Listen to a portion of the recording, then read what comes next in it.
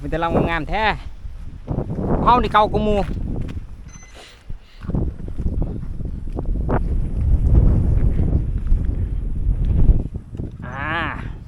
โอ้นานๆครับลำในเขื่อนตรงนี้นะครับนานมากนะครับไม่ได้มาบินอันนี้ก็ซื้อมือสองเขาพี่นานมากเลยครับผมทดสอบหน่อยนะฮะกับวาร์ป360ไม่รู้จะสู้ลมได้หรือเปล่าแล้วมีเครื่องนึงนะมี2เครื่องเจ้านึง1,500เอง1,500เองพร้อมสวิตชิ่งเจอเจ้าดีกว่าเฮ้ยยังวะเริ่มเป็น200ใช่ไหม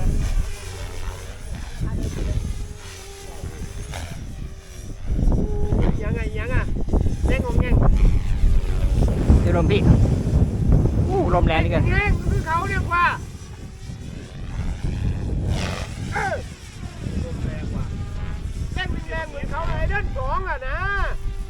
ต้มซื้อมันอยู่ในหัวเดียวเงี้ยกูวันละพี่เราอยู่นะครับ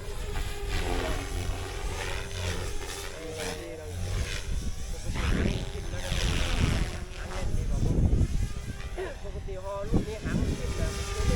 เฮ้ยเจอมันแบบจังปิดแล้วนี่แบบโคตรแบบแล้วหางมันหมุนอิสระได้ดิแล้วน้องเบบี้นะใช่ครับหางหยุดเบรกยังไม่หยุด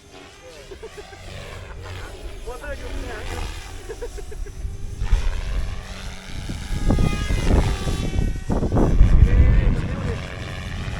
เนี่ยมาผมทำได้เลยผมเคยเห็นได้เลยแล้วเห็นบ่ได้แล้วทางนี้เห็นบ่ได้ความทางนี้แต่ทางนี้ก็บ่ได้อีก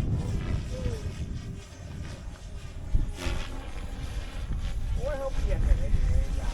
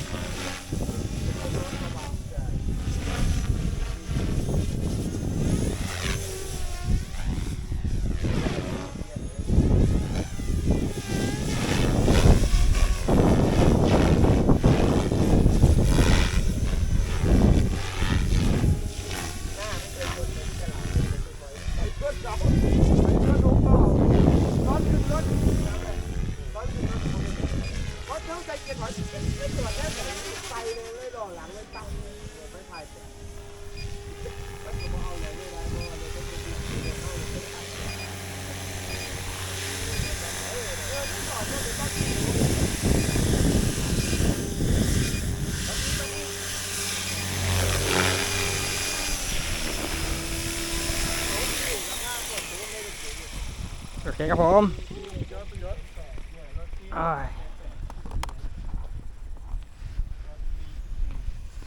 เสียวๆครับ